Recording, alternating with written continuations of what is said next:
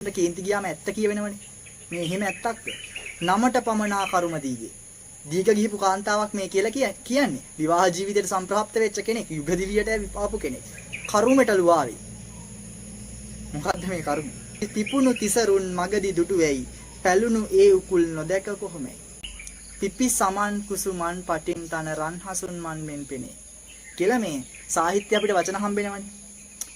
කාන්තාවන්ගේ පයෝදර පිළිපද කරන වර්ණනාවන්. දැන් මේකෙත් තියෙනවා. පිපුණු තිසරුන් මගදී දුටුවේයි.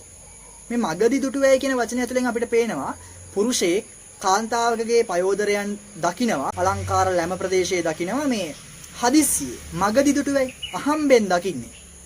පැලුණු ඒ උකුල් නොදැක කොහොමයි. ඒ අහම්බෙන් දැකපු දර්ශනය හරහා ඔහුගේ හිතේ ආශාවක් ඇති වෙනවා.